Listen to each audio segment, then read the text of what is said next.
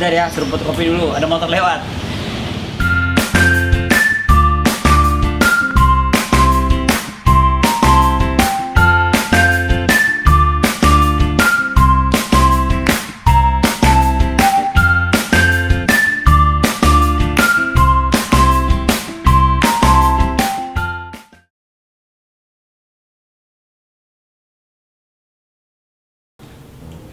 Dimulai dengan ngopi. Ayo. Rasa Bhinneka Tunggal Ika. Rasa Bhinneka Tunggal Ika. Aduh. Oke teman-teman, kita ketemu lagi. Dan ketemu lagi juga dengan Masku ini, Mas Ferry. Tapi di ruangan yang berbeda. Kita aman dari bunyi pesawat terbang. Ya. Kemarin saya sudah ngobrol panjang lebar dan sangat menarik tentang etika, Mas Ferry. Kemarin saya bicara sama Mas Roy Genggan tentang etika di komersil fotografi. Oke. Nah, kenapa kasus ini saya mau coba tanyakan lagi? Kan sama nih sebetulnya nih antara Mas Roy dan Mas Ferry kan masih menjalani komersil fotografi kan. Nah, menurut Mas Ferry, etika fotografi saat ini itu seperti apa, Mas? Jauh lebih beretika atau ada kemunduran etikanya di kalangan teman-teman fotografer? Ya kita ambil yang komersil deh ya, yang komersil. Karena kan kalau yang orang hobi saya nggak ikut campur. Bahwa fotografi komersil itu adalah pekerjaan yang harus kita hargai, kita jaga, karena itu menghasilkan uang. Nah, harus ada etikanya. Nah, kalau kemarin sudah ketemu Mas Roy yang sangat menarik sekali sampai dia bercerita kenapa dia nggak motret alkohol dan segala macam gitu. Ada alasan-alasan yang buat saya sangat memotivasi sekali gitu, bahwa kita harus punya etika.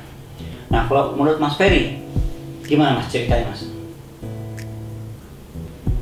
Etika, ya. Rata-rata kalau ditanya etika semuanya bingung. Etika ya? Ya. Etika ya. Kalau ditanya bagaimana tanggapan saya mengenai etika fotografer ya? Ya, orangnya ya. Ya, fotografer di zaman sekarang, memang jujur. Ini kita ngobrol jujur nih ya, terbuka aja. Jujur, bebas. Ya kita ngomong di dunia kita kan, fotografi kan. Jadi kenyataan yang ada sekarang ya harus kita berani bicara. Ungkapkan ya. Ya, karena kalau nggak jujur buat apa gitu loh.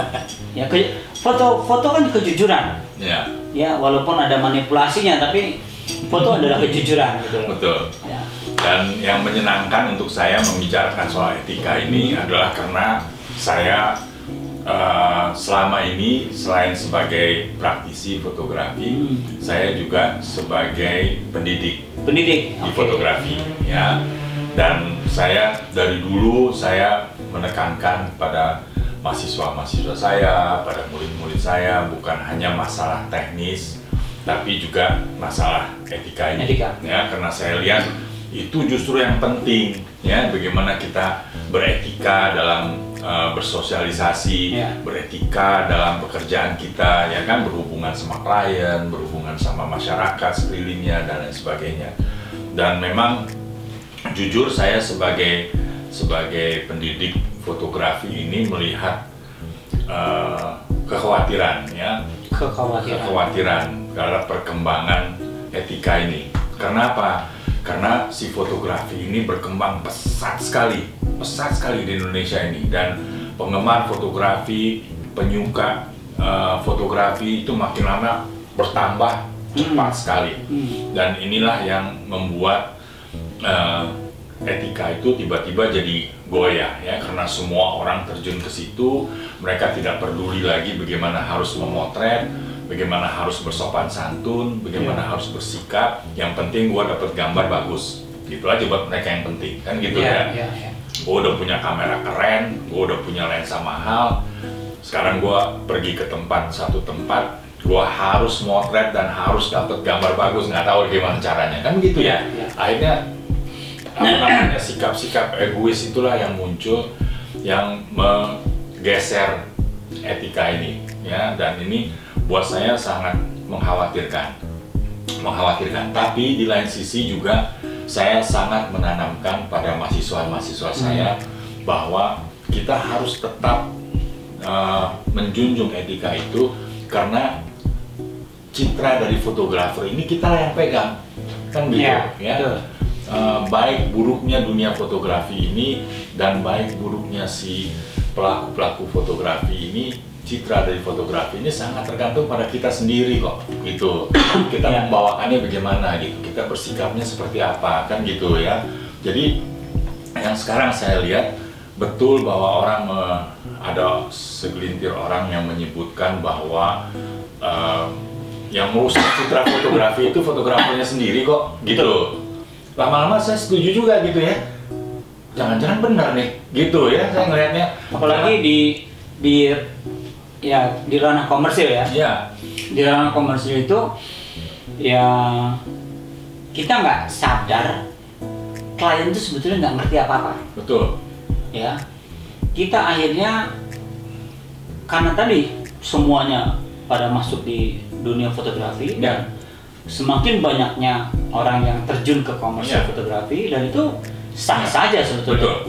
Tapi karena semakin banyak, akhirnya persaingannya jadi nggak sehat. Kenapa? Betul. Karena tidak ada etika sopan santun sama fotografer. Ya. Betul. Jadi ada istilah malah banting-bantingan harga segala macam, itu karena tadi dan cara berbisnis yang mereka lakukan kan gitu. Ya, jadi kasar. Gitu. Nah, tanpa sadar akhirnya dunia fotografi komersilnya dirusak oleh para fotografer. Betul. Ya. Dan coba kalau kita perhatikan dari kasus-kasus yang muncul belakangan ini ya, yang menghebohkan dunia persilatan fotografi ini, ya kan gitu ya? Iya, betul. Nah, ini siapa yang melakukannya? Fotografer. Ada keluhan itu dari kliennya? Nggak ada. Fotografernya itu yang bertingkah itu, kan gitu ya? Apa namanya? Dan yang mengeluh juga fotografer. yang mengeluh yang juga bikin fotografer. masalah fotografer. Iya. Yang mengeluh juga fotografer. Akhirnya mereka ribut sendiri kan di dalam lingkungannya. Saya sebagai praktisi ya, saya hidup berkecimpung di fotografi ini, merasa hidup dari fotografi ini sampai hari ini itu sudah lebih dari 30 tahun. Ya, saya sangat menghargai ya dunia fotografi. Saya sangat menghargai dunia saya sebagai fotografer. Jadi saya tahu betul ya. Saya senang sebetulnya ada semakin banyak orang yang menyenangi fotografi, itu saya senang. Ya, tapi di lain sisi dengan ramainya, riuhnya ini dunia fotografi ini, ada beberapa konsekuensi sebetulnya yang mengkhawatirkan saya. Ya, pertama misalnya apresiasi terhadap fotografi itu turun. Bukannya naik, turun, ya kan? Dan yang kedua ya ini etika-etika dalam fotografi itu lama-lama surut ya. Orang seenak-enaknya aja nih masuk ini, wah pokoknya gue maju lah, pokoknya gue dikenal, pokoknya gue bisa diomongin orang, kan begitu. Ya, semua orang ingin mendapatkan materi, semua orang ingin mendapat nama ya dengan cara yang mudah ya, sehingga dia melontarkan kata-kata atau quote-quote yang buat saya nggak tepat gitu ya, tidak sesuai dengan etika. Banyak yang tiba-tiba belaga gila. Iya kan? Ya, belaga gila biar ngetop. Iya, yang penting gue diomongin. Gitu aja deh ya, entah itu konteksnya positif atau negatif, yang penting orang ngomongin gua, kan gitu ya. Nah, inilah yang buat saya citra fotografer nggak begitu dong gitu ya. Nah, jadi betul seperti yang isu yang beredar bahwa citra fotografi ini dirusak oleh fotografernya sendiri. Saya setuju itu. Saya agak khawatir itu dengan itu gitu ya. Betul-betul hal yang bisa terjadi ya kalau kita tidak segera aware. Dan itulah saya terlibat di di beberapa organisasi yang menghimpun fotografer ya. Saya senang. Kenapa saya senang terlibat di situ? Karena saya melihat disitulah saya bisa punya andil untuk mengawal fotografer-fotografer muda ini untuk bisa sama-sama kita menegakkan dan mengharumkan nama profesi kita. Nah, ini kan masalah sambil seruput. Boleh, saya juga deh. Jadi ikut-ikutan dulu deh. Nah, yang mau saya pertanyakan Mas Ferry, ada nggak lembaga atau apa ya sebuah organisasi yang kira-kira bisa nggak memagari supaya dunia komersil fotografi ini bisa lebih sehat dan bisa lebih beretika gitu. Karena kan yang saya baru lihat sekarang ada lembaga-lembaga yang mengeluarkan sertifikasi fotografi.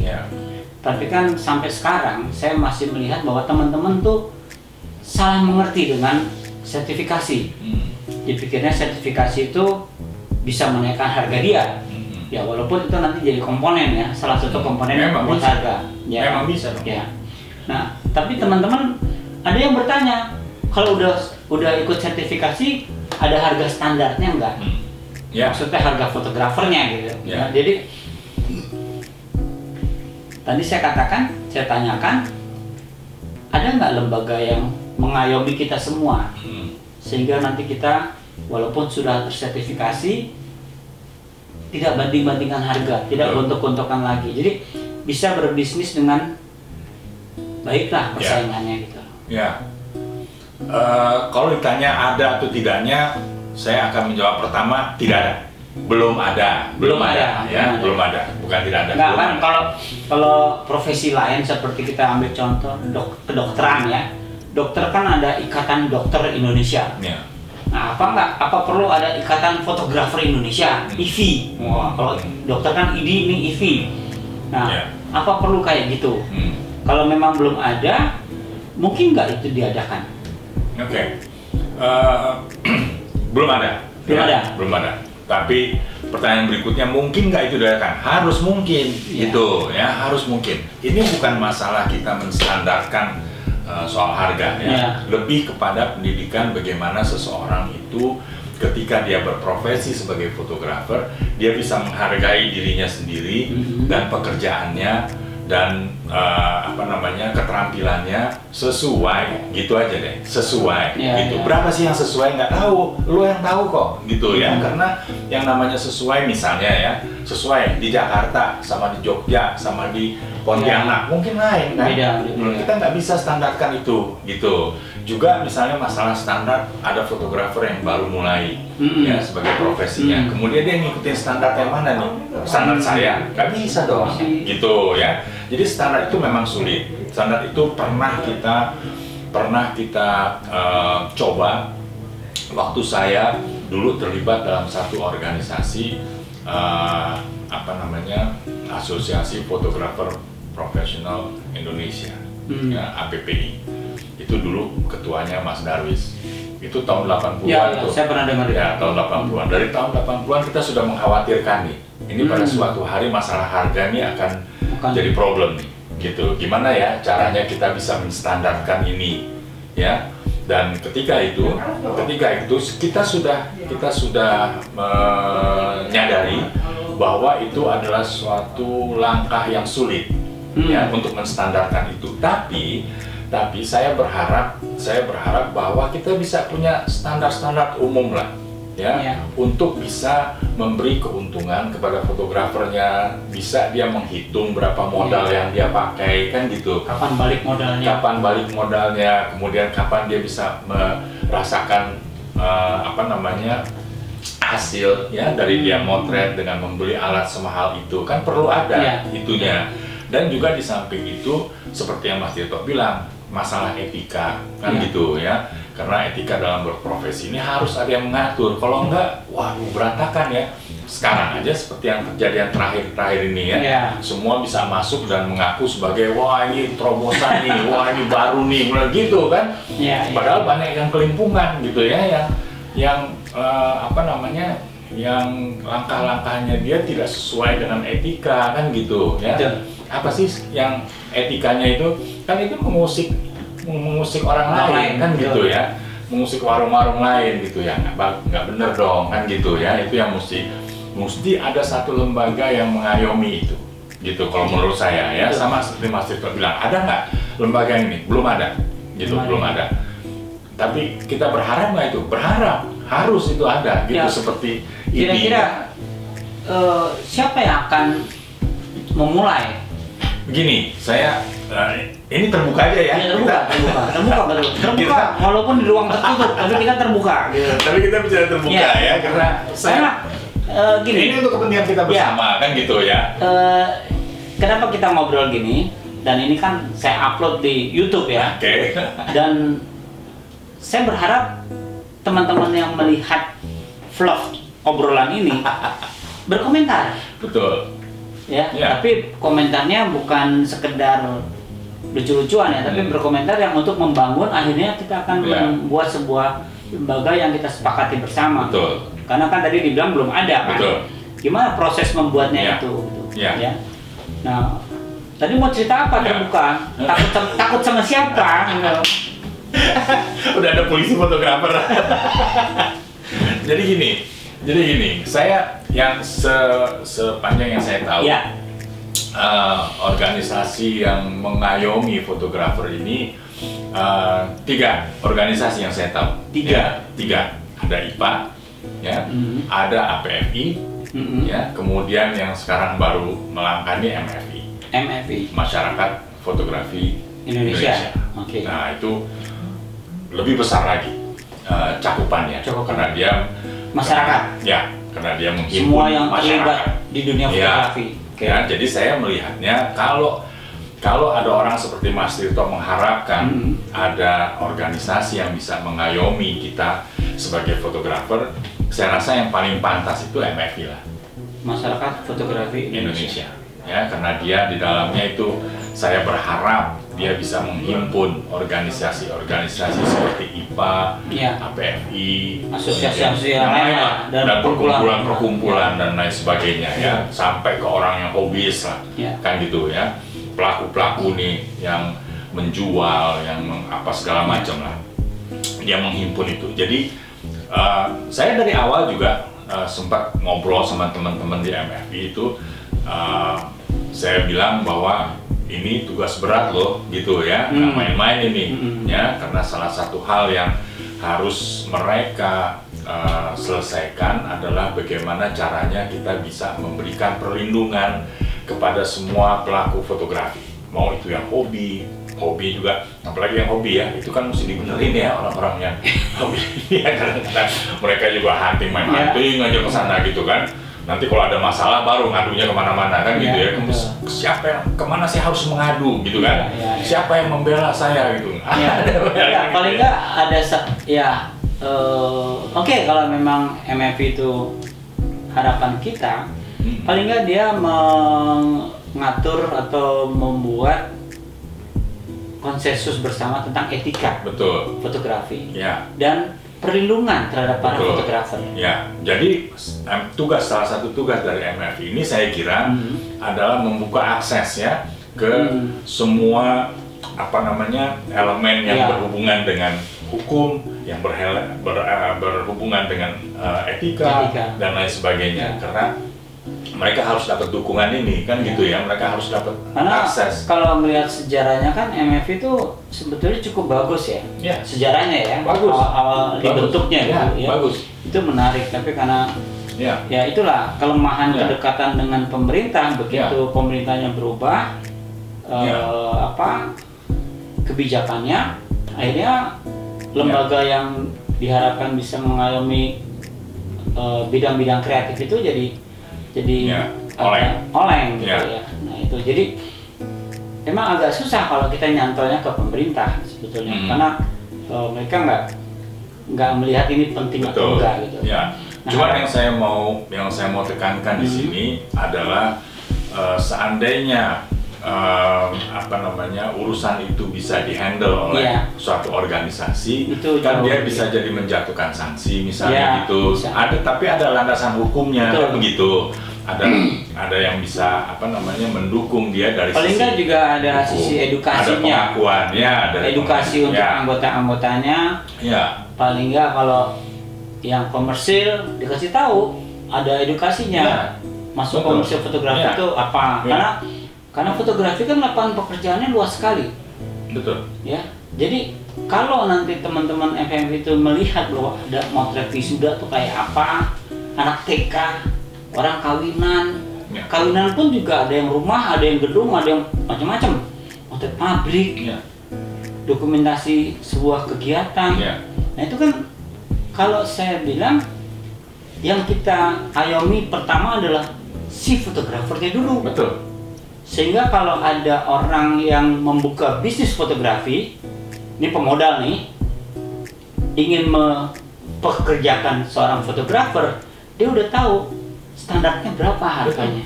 Betul. Kalau sekarang kan bikin harga aja kita mungkin Ya, nggak jelas. Ya, gitu. yang sekarang mengkhawatirkan ini adalah ketika orang-orang atau pelaku-pelaku fotografi ini melakukan hal-hal yang tidak sesuai dengan etika ini, pertanyaan kan gampang dari mereka kan, siapa yang ngatur? Nah, Gitu, mana aturannya? Ya. Mana nggak ada, Nggak gitu kan nggak ada, sehingga mereka ya udah lu diem aja deh, gitu Ya. kan ya.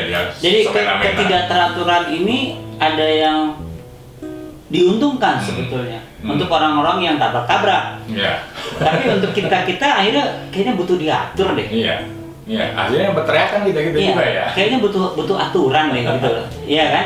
Karena ya tadi teknologi fotografinya berkembang, Betul. semakin banyak orang yang bisa motret dan Ya. melihat ini peluang bisnis, Ya. terjun ke komersil fotografi. Betul, Nah begitu rame, kayaknya perlu Ya. ada aturan. betul. Makanya saya tanyakan, ada nggak Betul. organisasi atau lembaga yang kira-kira bisa mengayomi itu? Gitu. Ya, Memang orang kadang-kadang aturan tuh sebel kan? Wah lo ngatur-ngatur gue, enggak.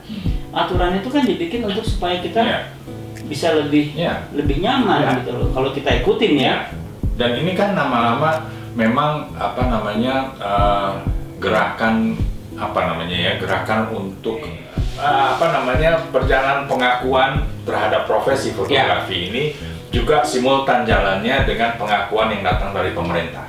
Ya, dengan Ya. sertifikasi itu ya. Ya, itulah makanya pemerintah menandatangani kesepakatan dengan negara-negara ASEAN yang nantinya juga dengan seluruh dunia. Ya. Kemudian pemerintah memfasilitasi adanya sertifikasi dan kemudian mereka akan menerapkan aturan, ya kan? Nah, itu kan simultan kan, kita semua mesti Ya. mengikuti aturan itu. Semua merasa terdukung oleh itu, ya, oleh peraturan pemerintah. Kita nggak bisa lepas dari itu. Tapi di lain sisi apa sih, ada orang tanya sama saya, apa sih yang diuji di sertifikasi itu?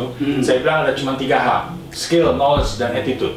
Gitu aja ya. Dari tiga elemen ini, attitude itu menjadi satu elemen yang paling penting gitu ya, akan menentukan lo akan lulus atau enggak ya. Karena di banyak sertifikat, di banyak uji kompetensi yang saya ikuti sebagai penguji, ada orang-orang yang secara skillnya dia oke. Ya, karena di ujian itu kan ada praktek, ada ujian tertulis dan lain sebagainya, yang diakhiri dengan wawancara. Oke. Ya, dan mereka nggak lulus di wawancara. Kalau itu sudah tidak lulus ya udah lo nggak kompeten gitu aja. Nah, jadi yang paling menentukan itu adalah sikap, ya attitude. Itu jadi hal yang penting. Sebetulnya ini adalah juga elemen pendidikan, ya buat si fotografer ini, bahwa etika itu menjadi satu elemen penting dalam kita menjalani profesi. Tapi kalau nggak ada lembaga yang Betul. yang kita sepakati bersama dan kita setujui aturannya secara bersama, etika itu akhirnya tadi kayak tadi, emang ada yang ngatur? Iya, itu betul. Ya. Ya, masalahnya kan sekarang kita tidak ada yang ngatur. Nggak ada yang ngatur. Ya kan? Ya. Karena jujur nih, ya maaf nih, fotografer tuh kan sangat ego. Egonya tuh di atas rata-rata. Ya, super ego. Super ego fotografer. Jadi begitu dikumpulin 10 orang udah lain semua kepalanya. Dan harus ada orang yang berani berkorban. Ya. Ayo kita bikin. Ya. Nah, makanya tadi kalau ada harapan organisasi itu udah ada MFI. Nah, ayo kita dukung. Ya. Kita semangat. Ya, Kita kembalikan lagi MFI dengan pemikiran awalnya. Ya, karena si lembaga ini harus berani mempositioningkan diri sebagai lembaga yang berhak untuk menegur, kan gitu. Berhak memberi sanksi, kan gitu, terhadap pelaku-pelaku yang melanggar etikanya, yang melanggar, nah, entah itu teguran ya, entah itu apa. Tapi si lembaga ini dia berhak, karena kalau buat saya ngeri loh. Saya lihat contoh apa namanya yang baru-baru terjadi ya, soal apa namanya, apa tuh, ikhlas apa segala macam tuh ya. Kemudian sampai ada pembicaraan di vlognya itu yang melibatkan yang merendahkan pekerjaan fotografi, malah yang mengucapkan seorang fotografer tapi dia merendahkan pekerjaan fotografernya. Itu aneh kan ya. Saya enggak itu aneh banget dan, terus terang jujur aja. Dia mencoba membuat penjelasan yang buat saya juga tambah nggak jelas gitu loh. Masuk akal ya. Jadi dia yang lagi rame kan ada 2 kasus sebetulnya. Kalau yang seikhlasnya udah kita skip lah, karena dia cari amal. Ternyata ya. Cari amal aja udah kita skip. Jelas itu juga ya. Secara bisnis emang udah nggak bisa masuk. Tapi ada ujaran-ujaran yang tiba-tiba secara spontan atau direncana atau gimana, ya kayak nggak bersalah gitu loh. Dia mengucapkan sesuatu kata-kata yang merendahkan pekerjaan dia. Betul. Dan ya moga-moga kita nggak sama nih ya. Kalau saya tersinggung. Sama dong. Oh sama ya. Sama. Skenario-nya begitu ya. Sama dong. Ya. Sama. Karena saya mungkin Mas Ferry juga, kita merasakan bahwa kita menghargai pekerjaan ini. Ya. Kita menghargai pekerjaan ini, bahwa kita bangga banget pekerjaan ini karena ini pekerjaan yang dibilang sulit tapi gampang, dibilang gampang tapi sulit. Iya kan? Karena kita mencoba, kalau di komersil ya Mas ya, kita mencoba menerjemahkan khayalan orang kan, lewat teknik yang kita kuasai. Itu kan nggak gampang sebetulnya.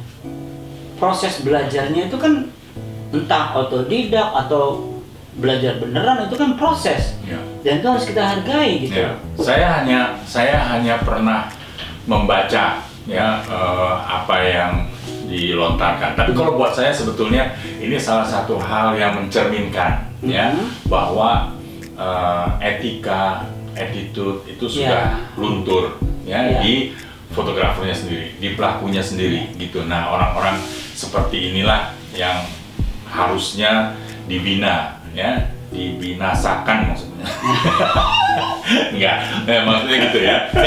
Saya sendiri nggak kenal ya sama si apa namanya, si pelontar ucapan ini ya, tapi bahwa itu menyinggung banyak orang, menyinggung banyak praktisi, ya pasti gitu ya, karena saya salah satunya gitu ya.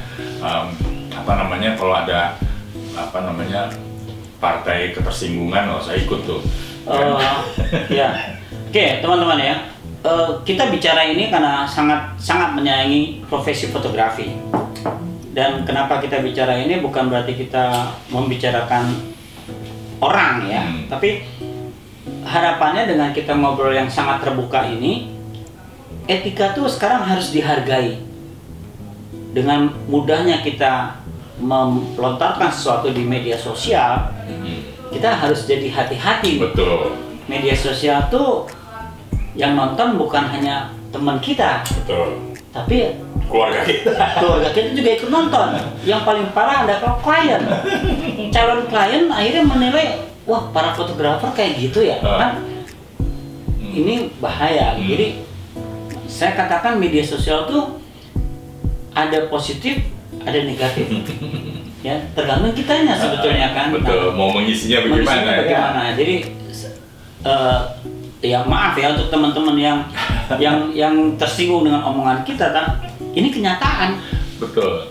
Kenyataan bahwa perkembangan fotografi saat ini yang dikejar cuman skill, knowledge, attitude-nya nggak ada lagi udah. Padahal itu yang paling penting. Ya. Apalagi kalau main di komersil. Ya. Nggak mungkin kita main di komersil ngomongnya ngaco gitu loh. Ya, jadi ya itu ya, maaf ya teman-teman. Jadi kalau teman-teman ini sok tahu nih 2 orang ini, ya memang kita emang sok tahu ya. Kita memang sok tahu. Boleh dong sok tahu ya. Boleh sok tahu ya. Orang kita mulai duluan. Jadi tua nih. Ya gitu. Ya Mas Ferry ya. Jadi betul. skill knowledge itu bisa dicari. Bisa dicari. Ya. Attitude, Ya. nah itu yang agak susah. Ya, yang membedakan satu fotografer dengan fotografer yang lain adalah attitude-nya. Attitude-nya. Skillnya sih sama, ya Ya, kan? betul. Knowledge-nya sih sama. Sama-sama Itu bisa pegang aja kok, kamera, iya. ya kan? Itu Sama-sama aja. pegang kamera, Iya. kan gitu. Tapi attitude itu yang akan yang menentukan Iya. ya kualitas dan apa namanya pribadi Iya. dari seseorang. Attitude itu kan bisa kita pelajari, Betul. bisa kita melihat contoh. Yang cilaka kalau nggak ada contoh, kita nggak punya contoh yang bagus, akhirnya kita tanpa sadar attitude kita kayak contoh kita nggak bagus juga gitu. Ya. Jadi kita memang sekarang krisis contoh gitu. Ya krisis siapa sih yang bisa gue contoh gitu. Ya karena yang ada di media sosial kan. Terus tiba-tiba muncul sebagai panutan yang ini lagi. Nah, ya Ya kan, celaka. yang ngomongnya sembarangan Yang ngomongnya sembarangan tiba-tiba Ya kan? dapat Ngomong- like banyak gitu. ngomong di kelas sembarangan, Iya. ngomong di media sosial sembarangan, ya kan? Kan bahaya gitu ya. Ya, Ya saya nggak bayangin gitu, gimana ya kedepannya generasi kayak muda- apa dunia fotografi. Dunia fotografi, ya kan? Ya. Kalau hal-hal seperti ini dibiarkan dan dianggap sebagai hal yang positif, kan gitu ya? Atau hal yang biasa aja. Wah ini kebebasan nih, Iya, wah nggak ini bisa. ini keren nih, nyentrik nih orang nih, gitu kan? Wah ngomongnya berani lu dia, Pokoknya gitu. beda gitu. Oh, ya kan? Pokoknya beda. Ya, nggak berani juga. beda lo, gitu kan? Wah pemikirannya Ya. out of the box, gitu kan? Cuman ngomongnya jadi begitu, Ya. ya kan? Ya untuk bisa out of the box kan kita harus masuk dalam box dulu kan. Iya kan. Kalau kita di boxnya nggak ini ya keluarnya udah kacau nanti gitu. Nah, out of box-nya ya itulah, Ya, ya kan? gitu. Fotografi dibilang tai, tapi dia hobinya main fotografi kan gitu ya? Dan jadi pekerjaan. Ini kan aneh kan? Out of the box-nya Ya, sebelah itu. mana gitu? Wah ini Itu ya etika ya. etika, udahlah ya. Etika. Jadi etika ya kemarin saya ngobrol sama Mas Roy, etika tuh banyak ternyata. Betul. Dan Ya. batasannya luas, Luas, ya. sangat Ya, luas sekali. Dan batasannya luas. ya tadi kita etika kalau Mas Roy bilang ya hasilnya ujung-ujungnya adalah hati nurani kita. Ya, karena etika itu kan sesuatu yang batasan antara baik dan buruk. Ya, kita harus tahu yang buruk, tapi jangan kita lakukan supaya kita melakukan yang baik gitu loh. Nah, ini karena contoh yang baik nggak ada, ya akhirnya banyakan yang dianggapnya yang buruk itu jadi baik. Betul. Karena ya media sosial. Ya. Media sosial itu ya saya ngikuti beberapa vlog dan beberapa Instagram. Itu banyak istilah-istilah fotografi yang nggak jelas. Pokoknya beda. Ya, jadi mereka bikin istilah yang ini apa sih maksudnya gitu. Pas saya tahu, oh ini mah bukan begitu nih. Tapi ya beda aja gitu loh. Ya. Ya, jadi ya, boleh nggak? Ya saya katakan nggak boleh sebetulnya. Ya, jadi jangan bikin istilah sendiri. Betul. Karena Istilah sendiri yang menyulitkan dan membingungkan malah, ya kan? gitu. Tapi ya kecenderungannya seperti itu yang namanya Betul. etika itu kan, makin bingung, makin sulit, makin keren. Ya. Oh, gila kan? Pokoknya beda. Pokoknya beda. Kalau udah beda tuh kayaknya keren. Gitu. Penerbangan fotografi ini dicoba direm dengan kesulitan-kesulitan yang diciptakan Ya. sendiri kan gitu ya. Seolah-olah wah ini supaya sulit, gua pakai istilah ini nih kan gitu kan. Wah, susah Padahal nih. kita yang istilahnya belajar, nih apa ya? Jadi, di era sekarang kita jadi kayak orang bodoh gitu. Karena banyak istilah-istilah yang kita nggak ngerti dan ya ada istilah-istilah di film yang dipakainya di fotografi. Kan ini apa? Supaya kelihatan keren lah, Supaya kelihatan ya kan? keren. Ya. Tapi Supaya ya, keren. ya itu. Jadi Supaya kelihatan wah. Kan gitu. Wah. Karena dia wah gimana nih? waduh maksudnya. Waduh. Ya kembali lagi etika. Ya. Ya. Kalau skill knowledge itu jujur semua orang bisa dapat dengan mudah. Ya.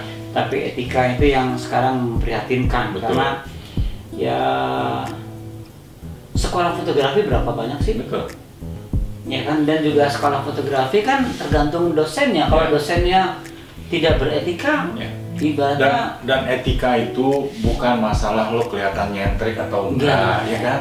Bukan penampilan lo pakai celana pendek terus pakai baju ugal-ugalan gitu ya, itu biar keren, itu etika. Enggak lah gitu ya, etika tuh justru kita menghargai orang lain, menghormati orang lain. Itu. Lo datang ke tempat orang juga yang sopan, kan gitu. Sopan. Intinya adalah kita menghargai orang lain. Betul. Kalau kita sudah bisa menghargai orang lain, tanpa sadar kita menghargai diri kita. Iya. Iya kan? Iya. Jadi saya mau ke tempat Mas Ferry, nggak mungkin saya pakai celana pendek, nggak mungkin saya sendal jepit. Iya. Ya. Berarti saya tidak menghargai Mas Ferry gitu. Iya kan? Nanti kalau saya kayak gitu kan diterimanya nggak di ruangan ini. Padahal kita sendiri sebagai tuan rumah kan menghargai tempat kita. Iya kan? Betul. Kenapa mesti orang datang tiba-tiba tidak menghargai apa yang saya hargai, kan begitu ya? Nah kan orang bisa, kita bisa belajar dari awalnya itu dari situ gitu, belajar menghargai orang lain gitu kan ya. Respect sama orang lain, gimana cara dia bisa menghormati orang lain, ya kan? Dan itu kan dari kalimat, dari tulisan, kan itu kalau kita berpikirnya kita harus menghargai orang lain, akhirnya semua yang keluar dari diri kita adalah kita kontrol dengan baik. Cerminan kita kan. Tulis gitu ya. Di komen-komen itu kan kadang-kadang itu kebaca nih orang nggak bener nih dari situ gitu. Ya pasti. Jadi ya itulah etika. Ya. Demikianlah. Demikianlah saudara-saudara sekalian. Jadi intinya adalah menghargai orang lain. Ya. Ya gitu. Ya sebab ternyata gampang ya akhirnya menghargai orang lain. Ya, asal kita bisa punya empati ya terhadap orang lain, bersikap yang wajar dan tidak sembarangan gitu ya. Disitulah kita bisa. Saya punya cerita sedikit tentang etika, tapi dari cara berpakaian. Oke. Saya ngajar, tiba-tiba mahasiswa saya pinter. Ini anak pinter, fotografi, pinter. Suatu saat masuk kelas sendal jepit. Waduh, saya bilang, kamu mau ke toilet atau mau belajar? Belajar mas. Oke, kalau kamu mau belajar, keluar ganti pakai sepatu. Wah, kok gitu mas? Loh, iya, ini kelas, ini bukan toilet. Saya bilang. Ini etika dari cara berpakaian. Keluar deh, masuk lagi pakai sepatu. Kegedean. Saya bilang, ya bagus. Punya siapa tuh? Pinjam sama satpam. Oke, yang penting pakai sepatu. Dah. Setelah dia lulus, 3 tahun kemudian dia datang ke studio saya mas. Dia bilang, mas, sorry mas, gue main sini ya. Saya lihat dia, loh, tumben kamu rapih. Rapih. Celana pantalon, sepatu hitam, bajunya rapi. Lo dari mana sih bang? Dia cerita, gue kemarin diusir sama satpam karena mau motret direktur, dia pakai sendal jepit dan celana jeans sobek. Satpam bilang, pak, besok aja balik lagi. Satpamnya sopan, dia bilang. Terus dia bilang, ya gue jadi inget mas, gue diusir sama lo. Lah iyalah, gak bisa. Kamu berlindung dari kepintaran kamu. Dan keesentrikan. Karya jadi nomor 2. Iya kan? Karya kamu jadi nomor 2, tapi penampilan kamu gimana? Jadi saya kaget, tiba-tiba dia datang ke studio saya dengan penampilan yang sangat-sangat di luar perkiraan saya. Gitu. Jadi dia ngerasain. Nah, itu salah satu dari etika. Betul. Iya. Gitu. Jadi etika tuh banyak sekali. Intinya adalah tadi ada empati kita terhadap orang lain, terhadap lingkungan, ya kan? Terhadap sosial kita, kan gitu. Kalau itu kita bisa lihat, kita bisa empati, tanpa sadar kita punya nilai-nilai sendiri. Ya. Nah, semakin karena hujan turun, semakin hangat pembicaraan kita. Boleh. Ya, tapi nggak apa-apa ya, kita terbuka begini kan karena situasinya sekarang memang begitu kan. Jadi kalau kita nggak tabrak, ini kenyataannya kayak gini, orang menganggapnya hanya lucu-lucuan. Ya, saya minum dulu deh. Yang saya sedih, orang menganggap ini hanya lucu-lucuan. Biarinlah, ini paling cuma besok udah lupa. Sebetulnya enggak. Ya, sebetulnya enggak. Akan menular ini. Ini masalah besar di dunia fotografi. Yang kalau didiamkan ini akan khususnya komersil. Maka tadi saya tanya sama Mas Ferry, ada nggak lembaga yang mengayomi ini? Ternyata belum ada. Tapi ternyata ada.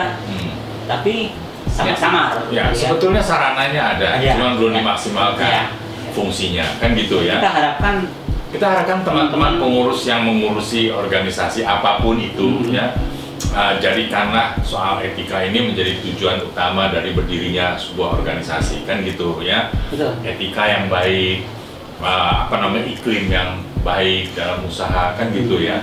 Perlindungan yang memadai dan lain sebagainya itu kan perlu jadi sarana ya. Karena ini saya katakan baru awal. Ya baru awal. Karena kita nggak tahu ke depannya dunia fotografi ini semakin diminati menjadi sebuah pekerjaan atau ya begini ini berantakan. Ya kan? Karena sekarang orang sudah mulai fotografi itu bukan hanya sekedar hobi.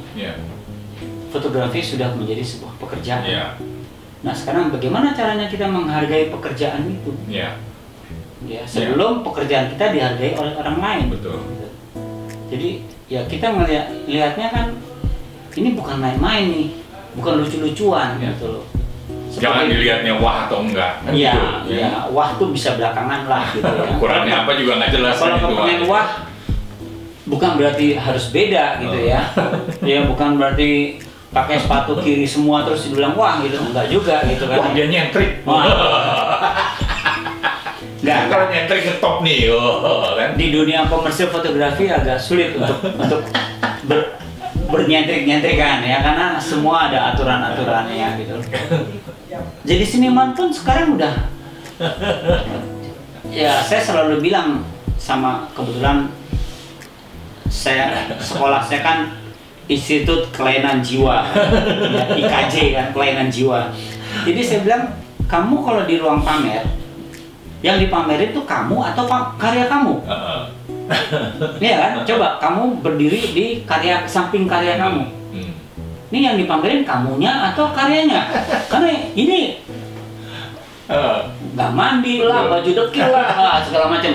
Ya, jadi yang berkarya ya harus bagus dong. Betul. Karena yang dipamerin adalah karyanya, bukan yang berkarya. Gitu.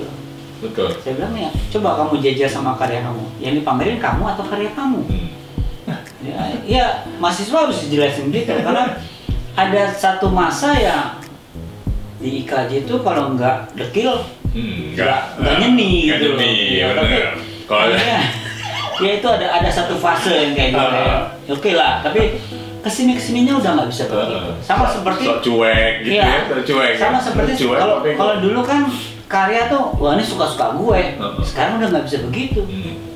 Kita berkarya harus punya argumen. Itu untuk di ranah kesenian. Ya kan, jadi kita ekspresi itu ada ternyata ada aturan-aturan itu. Iya, betul. Nggak bisa kita sekedar mengekspresikan itu.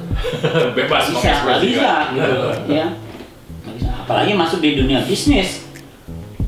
Yang ada penawaran harga lah, ada meeting lah. Betul. Ya itu kan ketemu orang lah, ya, ketemu lembaga lain kan gitu. Duduk satu meja sama direktur, ngobrol, tawar-tawaran, itu kan kalau kita nggak